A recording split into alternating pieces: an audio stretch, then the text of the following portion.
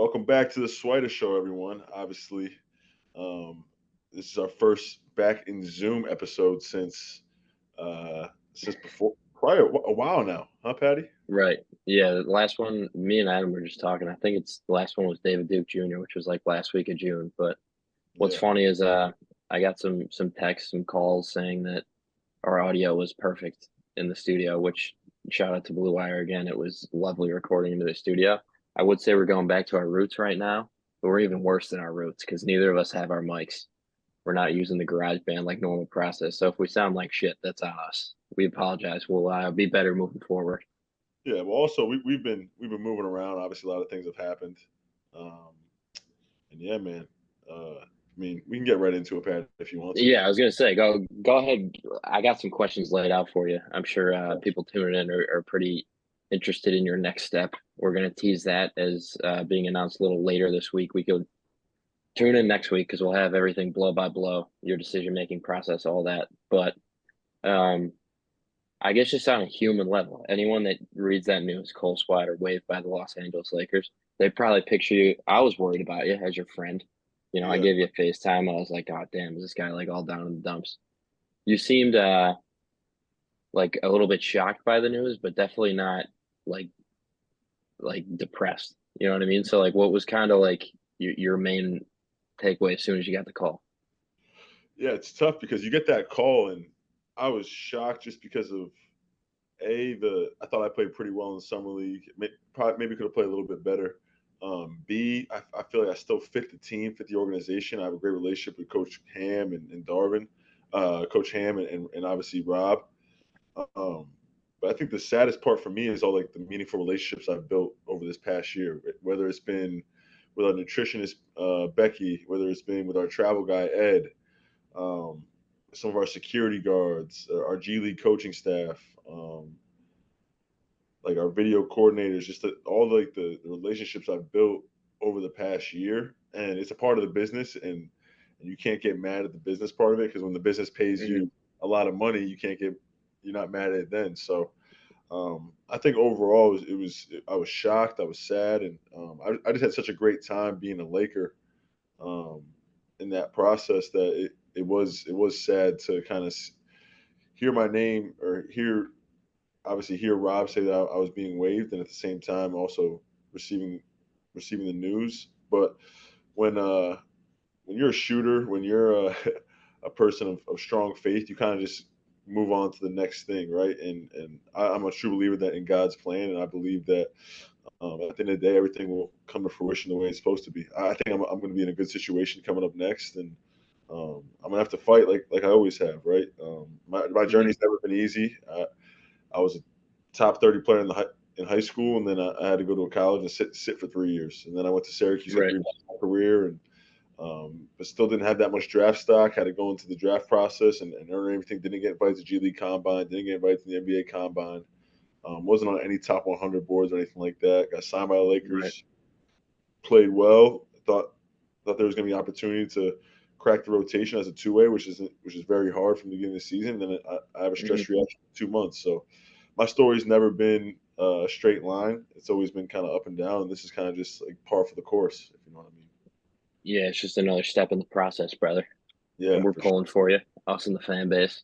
Yeah, Um, but the other thing that you mentioned when I talked to you last week was like it's not a personal thing. It's not like the Lakers like hate Cole Swider as a person. You know what I mean? Like it actually is. It's such a cliche, but um, I don't know. Like it is just a business. Like they're looking at it from like employing people. yeah.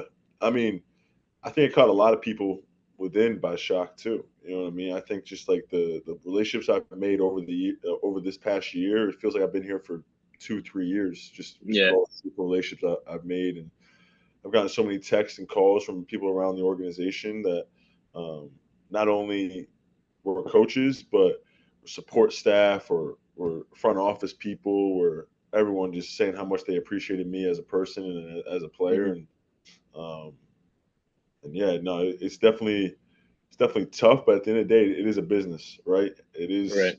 they're trying to do the best things possible to make the Lakers a championship contender, and I wasn't in their plans. So Yeah. uh, hopefully, I can go to my next situation and be a part of that team's plan, fight for everything I get like I always have, and move on.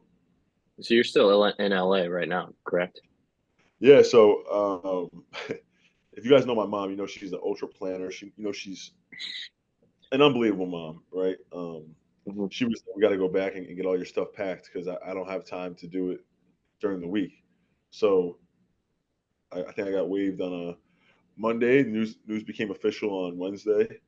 Um, and yeah, after that, just on Friday, we decided to fly to LA.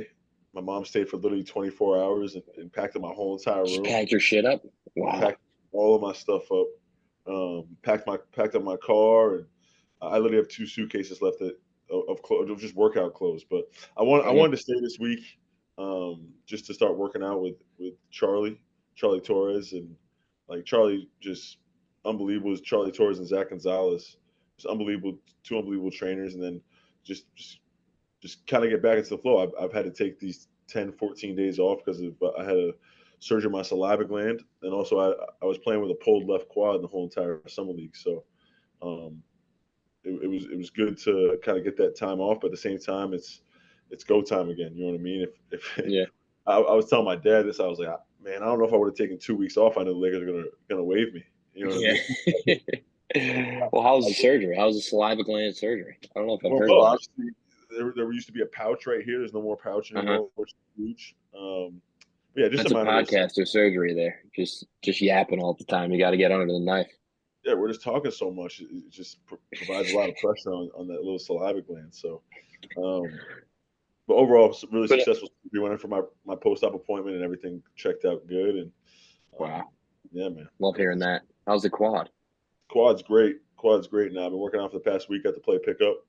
So yeah, everything's feeling good. Just getting my win back now. I mean, I Right. like to hold myself to a pretty high standard when it comes to being in shape. And obviously, taking Hmm. 2 weeks off, you're not going to be in the shape you want to be after taking 2 weeks Yeah. off.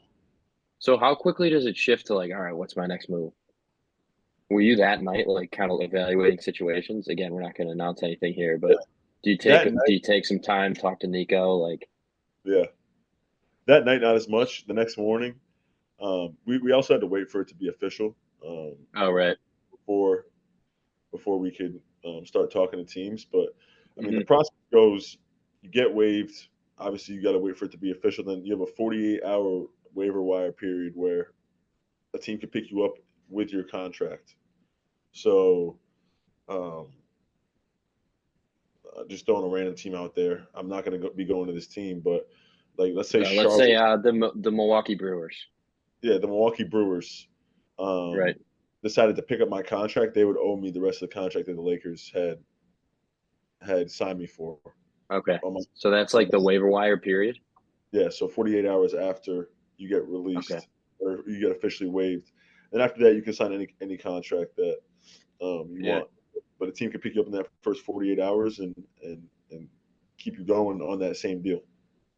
So is that what it means? Like people say, like, "Oh, I've claimed the rights to Paddy Casey." That's what that Yep, means. That's what that language means. Okay, we're gonna exactly. need a when you make your announcement, we're gonna need a full download. That's the way we call it in the business world of all these terms and like the different contract negotiations and all that stuff in the NBA because it's way more confusing than I think a lot of Yeah, people realize. no, for sure. Um, but yeah, anything else on the last week on the I don't know. I think you should offer our listeners a reassurance that you're going to be okay, and this is a stepping stone. It's not a setback.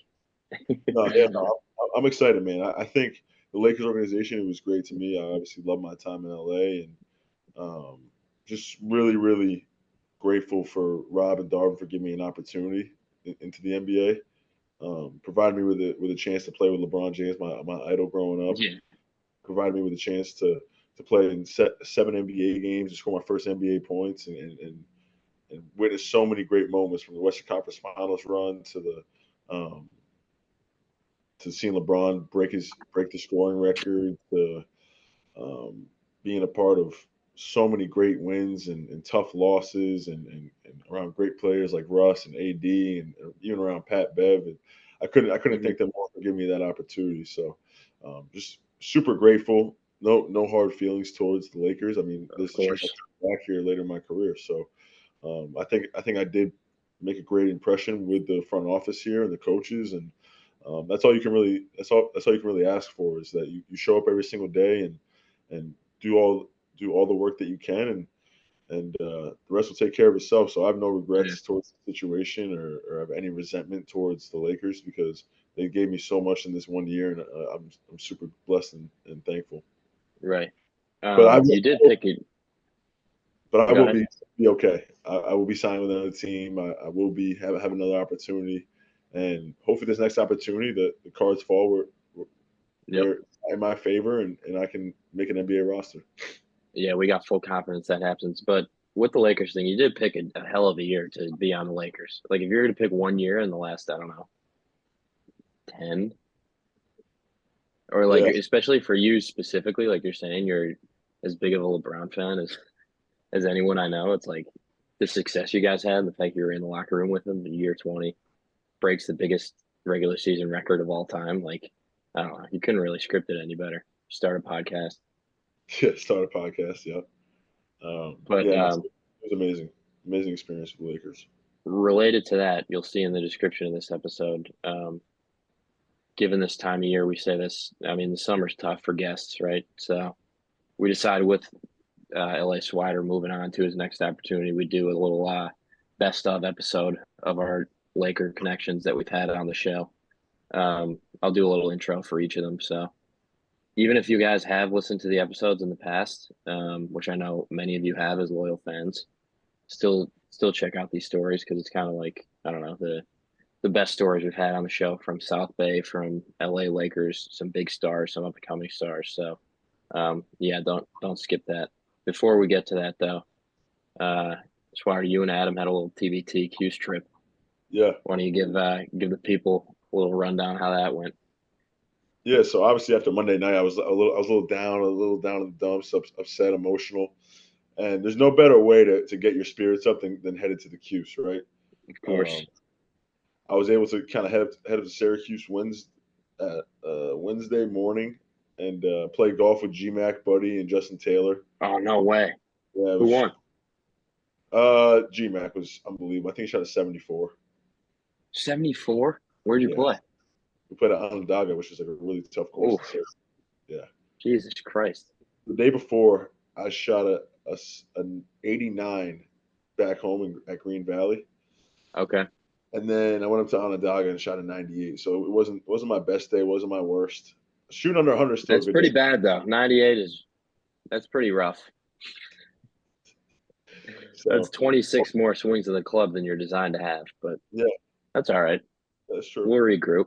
Yeah. Weren't my clubs though. I was using Oh, of course. GMAX old set, so I'll give myself a little grace Okay. there. But overall, really fun time. And then we got to go and watch a couple of TBT games. Me and Adam got to uh, go to the second round game of the TBT, and then the next day we got to head to practice and hang out with the guys a little bit. So really excited for this year's Syracuse team. It's a whole different energy and vibe with Red there. Really? Yeah, it's Oh, like with Red there. I thought you meant the roster's so different too. Like the it's both of them. roster's totally different, but I think from a teaching standpoint, like Coach Boeheim was the same practice every single day. Red was switching stuff up. It was a good energy, good Really? vibe. Yeah, he had film going before practice, which Coach Boeheim probably wouldn't do in the summer. You know what I mean? Right. Yeah. Just in general, but just overall, just really excited for this year's Q's team, and it was a great trip to Syracuse and hanging out with my boy Adam Lewis. Yeah, Lewis, how was your trip? Tell the Yeah, tell the so story of you guys walking in that you just told off air. yeah. So Swider texted me, you should come to the game this weekend. Or I guess I asked, I was like, should I come? And he's like, definitely pull up. And so I'm like offering him to Venmo him $19 for the cheapest ticket in the building and everything. And he says, no, I got you. So I drive up, the greatest drive in the world, an hour north on 81, pull into the parking garage, and I go to the front where like you would go in if you had a ticket. And Swider FaceTimes me and he goes, no, we're in the back. Just come around to the other side of the building. So I come around. It's Cole's there. I see my boy Buddy Boeheim, who was my blackjack partner a couple weeks ago in Vegas. So that was a good return, a good, exciting person to see again. And then we walk down the side of the building and go into the this little like private door, no label on the door or anything. It's like a nice little small closet-sized room. Within was Jim and Julie Boeheim just standing there waiting to go into the building in the VIP entrance. So here I am walking in courtside, being escorted in, I should say, with Cole Swider, Buddy Boeheim, and Jim Boeheim. And I can definitely say I was the least popular person in that lineup walking to our for front row seats at the game. Hey, but Mike Waters didn't give you a shout out, bro. Which Mike Waters is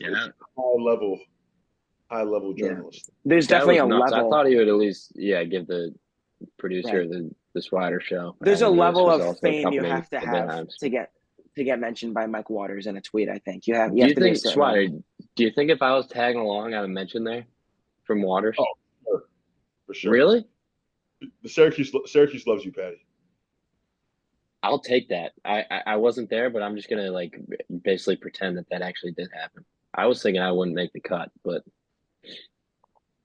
yeah, it's a great story. Also, Lewis appreciates it at a different level because he's an actual diehard Syracuse fan with like an Excel document of every game he's ever gone to. Yeah, that's true. It was I was all happy to be done after that night. And then I think like 4 different people from the organization told me to come to practice the next day. And so Cole helped me get into that. And I watched a 2-hour practice and shot around in Mello. So it was definitely a great 24 hours. And I am very open door policy. Always. Great trip. Yeah. Anything else to add? Tough ending for the TBT team, Boeheim's Army. But I'm happy that they beat the blue collar U. That was getting out of the regional is like the big thing. Yeah. Being Buffalo. Jimmy Boeheim, it's still an orange state. Yeah. Obviously you want to win the whole entire TBT and get the money, but at the end of the day it was still a great run. I think it was a great team put together by Sean Belby and overall just a really another great TBT Boeheim's Army tournament. Absolutely. But yeah, anything else to add, Swider? I know you gotta bounce here for your massage, but just like I said, just a super thankful for the Lakers organization. Really excited for my next move, and we'll be announcing it here shortly. And just super excited, super blessed, and really excited for this next opportunity. So appreciate all you guys listening, and we'll kick it over to the best of LA stories on the Swider Show. All right, guys. Like we said, a little LA Lakers / South Bay Lakers best of interview from the Swider Show. We're starting off with our close personal friend, Devin Cannady, former Princeton great. Devin joined us for episode 11. If you haven't listened to that entire episode, like I said, it's episode 11. Go back and listen to that. But as 2 prolific shooters, here's Devin and Cole discussing the art of shooting. I'm a basketball junkie. I'm watching JJ Redick highlights at 2 a.m. I'm watching freaking Kyle Korver highlights. I'm watching all these guys, and it just gets me going. It gets my blood going. Yeah. So yeah, I mean that's the art of shooting. It's an art to me. It's an art form. Like basketball's an art form, but for me, shooting, like I can watch someone take 10 shots and know if they're a good shooter or not. Mm-hmm. That's love. No, dude, I mess with him a lot. He comes in with his venti iced coffee. And I'm no cream, no sugar. You're like AAU dad, man. Like a lot of those AAU dads who come in like they're hyper focused in the craft, like whether it's their kid or whatever, and they're and I'm on the plane with him and he's going on the NBA League Pass and it's Raptors game and I go over and look at someone else and next thing you know it's the Sixers game and he's just like, dude, I love this shit. He's like, I love this shit. I'm like, dude, you're gonna make it, bro. Like, so I guess to that point, like for me, I think it was middle school. I'm sitting in like choir class and it's March Madness and Davidson is playing Duke and it's Steph Curry and there's like, I've always been a good shooter and I love the game. Like I said, I played multiple sports. It was watching Steph Curry be a guy that pretty much looked like me, scrawny, light skinned, small, but just flows and he's just playing. He's just letting it fly and he's playing with such ease. It's like kind of like the Bruce Lee "be like water" kind of mantra, and it's like, dude, he looks like he's having fun. No one can stop him. Obviously, his handle is one of the best handles in the world, and that's something I clearly need to work on. But like just from a floor spacing, shooting, like you said, I loved at Princeton. One thing people could say about me is I was in the gym. Yeah. And like I had teammates that I'm like, hey, they'll come work out with me, and then 4 days later they fall off. They're not there, and I'm there every day. Like literally, when they say making 1,000 shots, it was like a ritual. Like if it's an off day, Sunday, like I'm making 1,000. And sometimes I take my breakfast to the gym, I take my lunch to the gym, and in between 500 reps, I'm watching a game and eating, and then back to and so there's something to it. Like we kind of talked about my free throw percentage. Like, I mean, I don't like talking. Every time I talk about my free, I miss a free throw the next game. That's what happened this last game. But bro, like I don't miss free throw. It's just it's free and it's routine and it's repetition and you can do it with your eyes closed. But in terms of getting paid at the highest level here in the NBA, you see more and more. You have guys like Giannis. You have guys like KD who are 7 foot and can shoot. But ultimately, you have your stars, and then you need to have guys that can make shots around them. And so it's like, how can you continue at, for me, 6'2", 6'1", whatever, and you know with more size, how can you be effective in impact winning? And for me, it's like if the ball goes in, I don't care if I was 5'11". Like if you can't contest or you jump by and I can do one, like Patty Mills has made a career out of just being an elite floor spacer, and that's really kind of who I try and mold my game a little bit after, him and Bryn Forbes, and just continue to work on it and hammer that skill set home. So hopefully, this season I continue to grow, evolve, and opportunity comes here soon. But I mean, shooting, there's nothing like it. Thank you, Devin. Again, if you guys want to listen to that entire interview, that's episode 11. Next, we have Lakers' second year, who should be a junior in college, Max Christie, who's going to have a breakout year for the Lakers. He just absolutely dominated the Summer League. This was right before LeBron broke the scoring record. Max and Cole break down their earliest memories of LeBron and kind of their expectations going into that night. Yeah, earliest memory of LeBron. I have a lot. Obviously, him when he was first drafted, when he played early in Cleveland in his first stint with Cleveland. I remember when he I think he was playing for Miami. He might have been playing for Cleveland. I think he was playing for Miami, and I was a big Bulls fan at the time because I was from that area and from Chicago. So I was a big Bulls fan at the time. The Heat were playing the Bulls in the playoffs, and obviously I remember LeBron going on a tear in that playoffs. Obviously they beat us in that series, and obviously went on to do great things in that playoffs.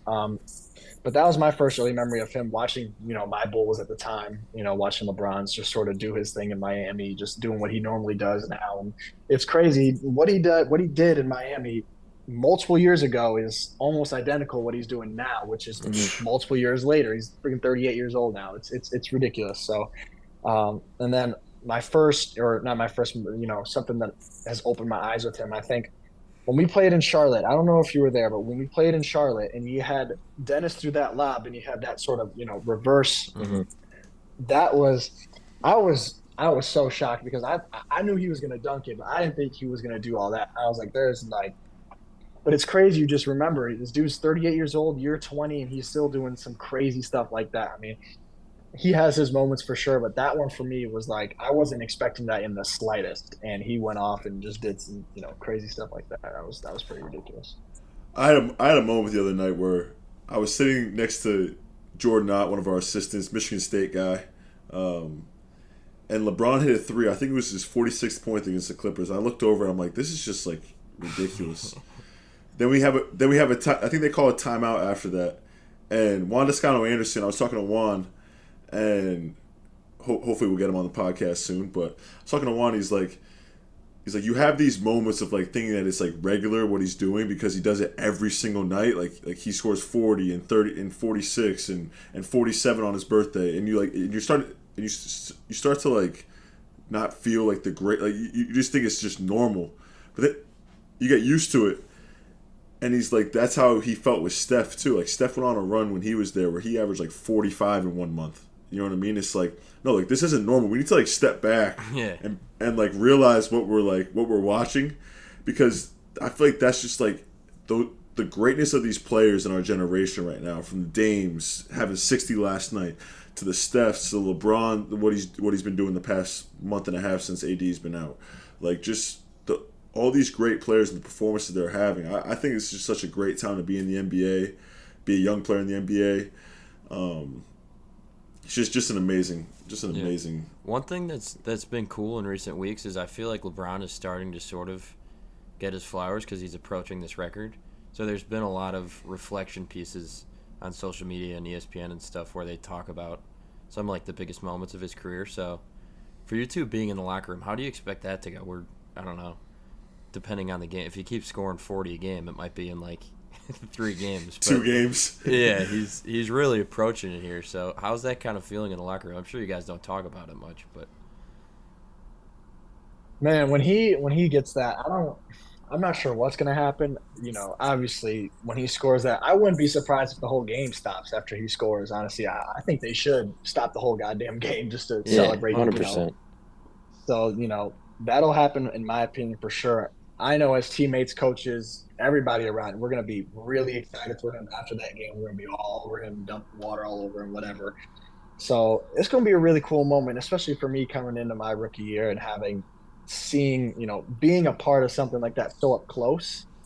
That's going to be something that I'm going to remember for the rest of my life, for sure. Mm-hmm. I mean, there's going to be, so many, prestigious people at that game. I'm assuming when, that game comes up, there's going to be, icons all over the place. So not only seeing those type of people, but, seeing LeBron do what he's about to do and being his teammate for that, it's going to be a really cool day as a whole, Thank you, Max. Again, that's episode 17. Go check that entire conversation out with Max. Next, we have Shaq Harrison from episode 21, where he discusses getting recruited by or getting called on by an NFL team, an NFL roster. He's one of the best defenders in basketball in the world.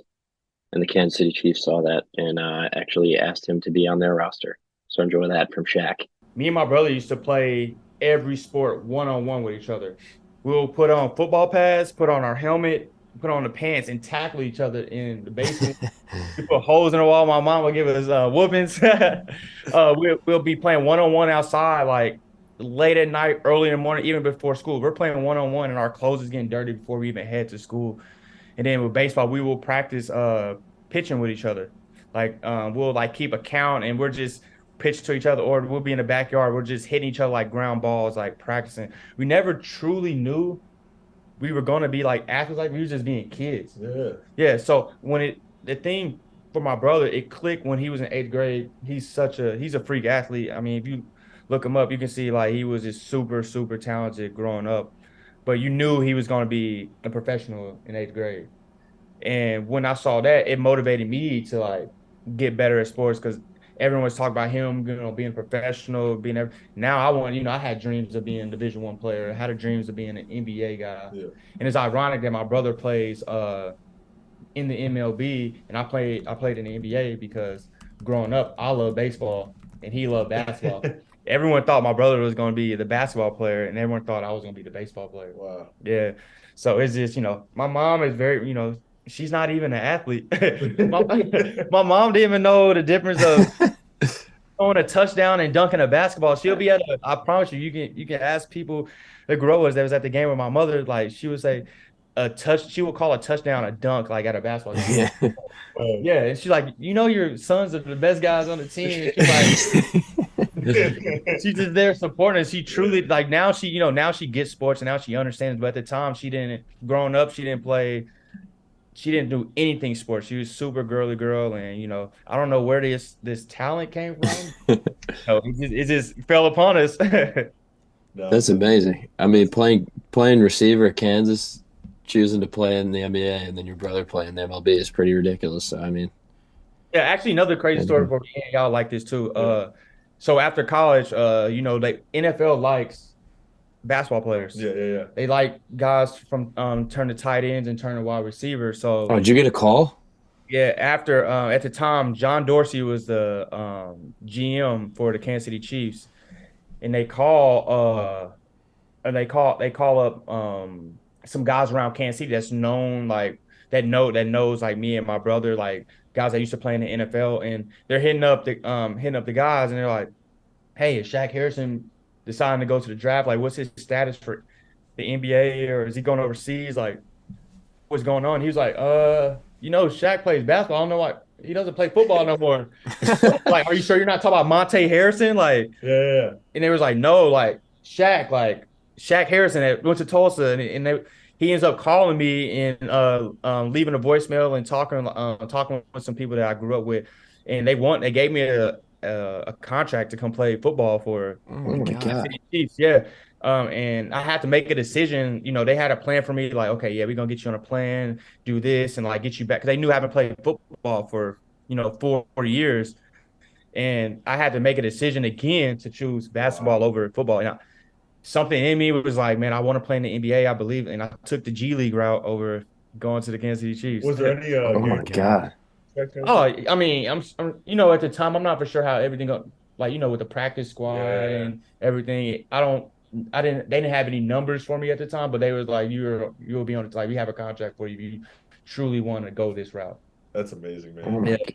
That's ridiculous. Next, from episode 25, we have probably the most inspiring part of the Swider Show to date. This is Wenyen Gabriel discussing with Cole about going back to his home in South Sudan and being a role model for the kids that grow up there now, and how he kind of made it out of there into the NBA. Do they know who you are over there? Are you famous over there? Do they know you're in the NBA, or do they just look at you as like a role model because the clothes you're wearing or the stuff that you have? Like, yeah, so a lot of people do know who I am. So a lot of them, but a lot of people also, I have a really big family. So like I told you, my great grandfather had 6 wives, and then my grandpa had 6 wives. So there's so many people within the family that are gonna talk about it in basketball and stuff. Yeah. But like they even put up a big billboard for me when I went back home. Wow. Yeah, so like a lot of people knew who I was, and that's what really surprised me. I was like, I didn't know what type of turnout I was gonna have. I didn't know I had any influence over there until I went and got to see it. Man, that's so empowering. It's amazing. Obviously, everything you do on the basketball court couldn't beat the impact that you have over in your country and what you're doing over there, man. But getting back into basketball, obviously, you had a legendary high school career. You grew up in New Hampshire. Played with New Hampshire rivals. I remember seeing you play when you were 9th, 10th grade, and you were just like, just growing into your body almost. You know what I mean? And then seeing what you turned out into. Talk about where you kind of developed a love for basketball, coming from Manchester, New Hampshire. And what is it nicknamed? Manch Vegas? Yeah, they call it Manch Vegas sometimes. So we just grew up we really used to play football at first, but around like 6th, 7th grade, there was this AU. It wasn't an AU program yet, but there was like this community center called the Bishop O'Neill Center. So like, Bishop Elite. Yeah, Bishop Elite. But before it became Bishop Elite, it was just a community center in the projects in the wherever they public housing.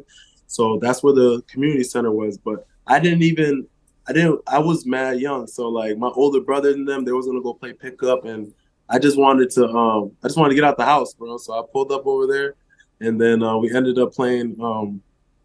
They ended up playing pickup and whatnot, and I was just there watching. But then this guy came, this bald guy, like 6'6". His name was David Cooper, and he just started preaching, like talking about basketball, like going Division I, or you don't know whatever you want to do, want to know what it takes and stuff. So he started doing ball handling drills. Everyone's going hard, and I just kept coming back every single day. And then he would let me get in the drills and whatnot, and that's kind of how I started. But Bishop Elite, this is what was born out of that. We were born an AU program, and that's what really how I learned how to love basketball, just playing against each other every day. And my older sister played basketball. She played at high school at the time, but she played at Boston College. And she was the first hooper in our family, for real. So we kind of followed her footsteps. Huh? I didn't know you had a sister play at Boston College. Obviously, I know Piath played with my little sister Kylie. They played in the same AAU team. Your brother God played at Monmouth. That's crazy. Yeah, my older sister was the original hooper. Yeah, she went to prep school in New Jersey, Paddy. She kind of opened up the gate for us. You know what I'm saying? By being different and doing stuff, because our parents kind of wanted to stay in the house. Like my brother wanted to go play basketball, and they're like, "Yo, that's you can't hoop. You want to go play with those guys at the park down the street. They didn't really know because we just came to America. You know what I'm saying? For them, they didn't really understand what basketball was at this point like that. So like it was hard for us to just play basketball. But, man, after that, I started growing, playing with the rivals. That's where it really took off for me. Yeah. Like playing with Bishop, it was cool. I really learned. But when it was time to grow, like I went to go play with the rivals, and that's where it started skyrocketing for me. You know, I went there every single day. I would drive to Mass, and then I would just work out every single day. I would make sure I was one of the most consistent people driving up there, and I would work out hard as hell. So then I would come back home. Eventually, he wanted me to go play. Ben wanted me to play one of his local tournaments, so I went and played in one of those local tournaments, and then I was killing. I surely had a double before half, and then I went and fractured my ankle. Yeah, so I fractured my ankle, bro. But then he came and told me that he's gonna have a spot for me in his elite team in the spring. So I'm like, yeah, it's lit. So boom, I got my ankle healed, and then I was applying to prep schools. I've always been applying to prep schools, you know, trying to get into prep school since I was in middle school when I first, because I know that's where everybody's going. But I didn't have no money, so I had to make sure I had good grades so I could try to get into prep school. So I got denied. I got waitlisted at Phillips Exeter, but I had I had good grades, but clearly not that good to get into there. They wasn't taking my public school principals list. So anyways, I went into Wilbraham Munson Academy with the help of Vin. You know, I applied to all these prep schools by myself. Like I drove up to Wilbraham Munson. I drove up to Cushing Academy. Like I was trying to get into these different schools, and they just had I went to Bremer in May as well. I tried to go there. But at the end, like the school that took me was Wilbraham for the best deal. So I went there, I reclassified, and then that summer is when I picked up all the offers. I had like 20 offers that summer. Yeah. It just kept growing. Next, we have recurring guest Scotty Pippen Jr., who you heard last week on episode 39 live from Las Vegas. This is from all the way back in last October. Me and Cole have gotten a lot better at podcasting, as you'll find out in listening to this conversation. But Scotty, the first time he was on, explains who he modeled his game after and separating himself from the lasting image of his Hall of Fame father. Well, I wouldn't say there's a particular player I modeled my game after. I think just growing up, I was never the best player on my team, so I was always good at getting like my better teammates the ball and always, finding open players, open shooters. So I was always good at playmaking. And that like started through high school, going to Syracuse, and I was, I played with top guys, going to all Division I schools. And then that just led it to going to Vandy. I knew that was the only way I was going to be able to stay on the court, with just being a playmaker, getting guys shots. And, my first year we had 2 pros on the team, so I didn't really need to score the ball as much. So I started because I was a playmaker, and my pace and my poise and just, running the team. And then, once both of those guys left and coming back for my sophomore season, my role had changed, and that kind of just came naturally. I just knew I had to score the ball more.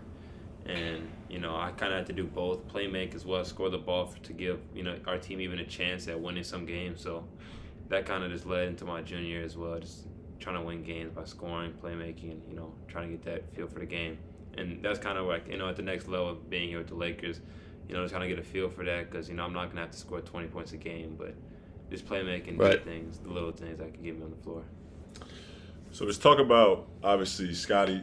My 2 months playing with Scotty has been unreal.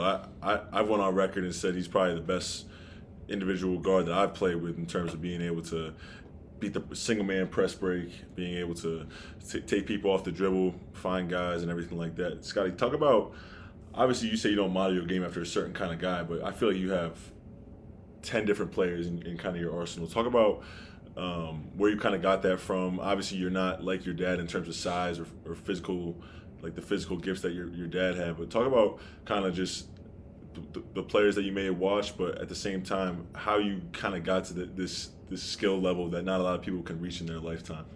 Yeah, I think the couple players that I watched a lot of Kobe growing up. So like I use a lot of pump fakes and pivots, like especially when I get in the paint. So I think a lot of his game I use. Chris Paul, the way he like probes in the mid range. Jalen Brunson's another one, and then lastly I'll probably say Fred VanVleet. So just growing up, just being but smaller guard, I've always been able to like have to use my body and use my speed and my pace because I probably wasn't the biggest, the strongest, or the fastest guy on any court. So I kind of just use that to my advantage because I knew how to, use my body well. I knew I had good footwork, and I always was able to get defenders off balance where I could like pivot, pump fake, and draw fouls and stuff like that. Swider, I think we've talked about this before, but maybe the biggest compliment you could give a point guard, crafty. And what Scotty's just describing right now is just the craftiness that comes with like having such a high IQ and figuring it out when you're not necessarily 6'9" like you are, Cole. So I respect that a lot. Scotty said he's not the fastest, but he might be close to the fastest. Oh yeah. Like it's so like obviously watching his highlights in college, playing with him now, it's just like it's just unbelievable just the change of pace he has, the vision he has. I know he's not going to talk about this himself, but obviously you can see when talking about the players that he compares himself or watches that he has a little piece of those guys in every single in a part of his game. Thank you, Scotty. Like I said, our first conversation with him was episode 4. Go back and listen to that. It's very fun to kind of go back and reminisce on that after you're talking with him last week. Next, we have Troy Brown, who was one of my favorite guests to date, mainly because he was so open and honest about his storytelling. The one thing he was a little bit shy about talking about was absolutely banging on Marvin Bagley in EYBL, which I insisted on him telling that story. So enjoy this story from Troy. When you were getting recruited by these schools, was the one and done talk like a constant conversation? And that's what I kind of want to talk to you about too, is like, because some of these guys going into schools, like, I'm going to be here 1 year. Let me just, like, were coaches bringing that one and done talk up to you, or was it like, we're going to recruit you just in case you're here for 4 years? No, it was definitely the one and done talk, because they're gonna tell you what you want to hear. Like, that's the game. Yeah. That's how they get you. Like, that's the part people don't talk about. Like, they tell you what you want to hear, and then they get you there, and then they really have an idea of how they want you in the system. And that was the thing for me. Like, going to Oregon was I didn't want to go to like a Kentucky or like go to a Duke, because like we had like the Gary Trent's at Duke, we had Wendell Carter at Duke, Marvin Bagley classed up and then went to Duke. Like, like even the same thing. Like, not saying I wouldn't like those schools or anything like that. It was just for me and my preference of like how I was trying to play. I was more like, Colin Sexton went to Alabama, Trae Young went to Oklahoma. I was kind of more on that wave. Like, I wanted to be the big fish in the small pond so that I could play my game how I wanted to, rather than having to like compete for minutes and stuff like that, and then like getting booted out of school, like just that type of stuff. So Troy, hearing you say Marvin Bagley, I think we got to post the clip of you banging on Marvin Bagley. I don't know. Oh my God! I don't People know if would you've never seen let Swider, but Dude, I remember that. That's funny. Yes, no, I do remember that. That's gotta be why you brought it up. No, definitely not. That's like me and Marvin. I've actually known Marvin my like whole like basketball career. Like, since we were kids, like very young. Like, when he was on I think they were AZ, Arizona Power at the time. Like, I've known him for so long. So when all that happened, it was just so funny to me, because like out of all people, it was him. Yeah, we got to post. I just looked it up here. It's a classic Ball is Life post. Troy Brown Jr. dunks on, all caps, #1 ranked player. All caps. That's funny. That is funny. Man, EYBL, those were the days, man. That was the crazy thing was that was just a high school. What was that? That was like a high school like showcase game. Like, we weren't even in that tournament. We literally played them for a showcase game. He was at like Sierra Canyon, right? Yeah, he was at Sierra Canyon at the time. Yep. And we played them at Gorman, at Bishop Gorman High School. Thank you, Troy. I didn't mention at the top, but that's actually in episode 19. That was the day after LeBron broke the scoring record. So there's a lot of good conversation within that interview. Next, we have Stanley Johnson. This is from episode 26. This clip kind of did numbies on TikTok, where he's talking about the NBA's famous 99-minute straight workouts. So it's pretty funny to hear Stanley talk about this. Make sure you guys check it out.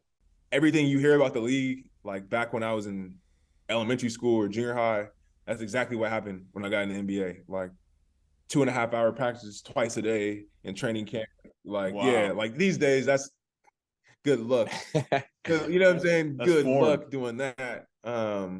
But that's what it was. And I definitely respect, Stan was awesome. But we were definitely worked our butt off, and it was definitely especially being around now, it was definitely a different environment than I knew it to be, even at the time. Are those Spencer Dinwiddie stories true? Have you heard those stories about the 999 thing where it was like he would show up early, he would get a workout in. And Charles Class. Charles Class. Yeah, he does that. The $9.99 workouts. Yeah. Puts the most minutes on the clock and lets you just work out until till the minutes are off the clock. Yeah, exactly. That's true.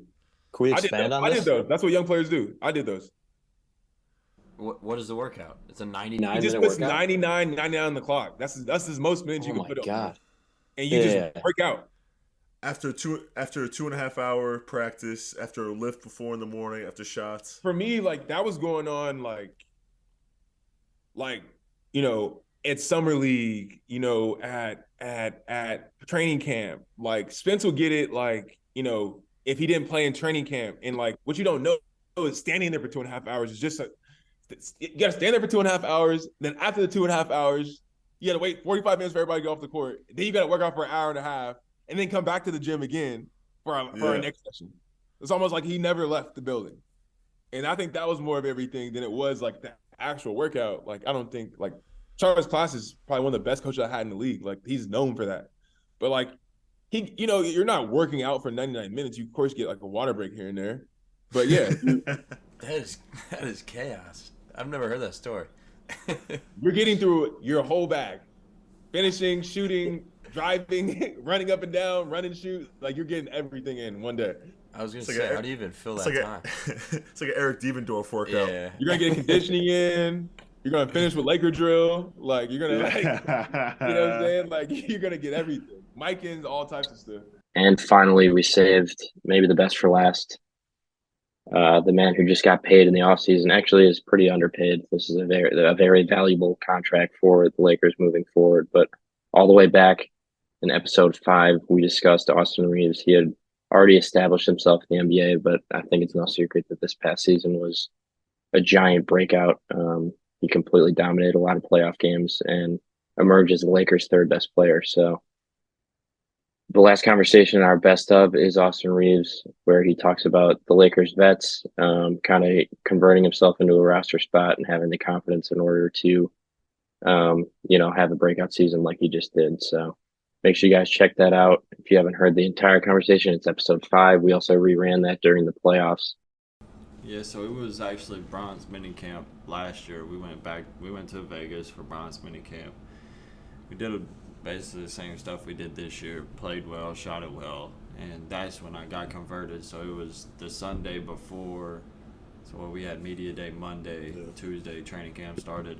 So the Sunday before training camp is when I got converted. So that was a sigh of relief. I didn't go into training camp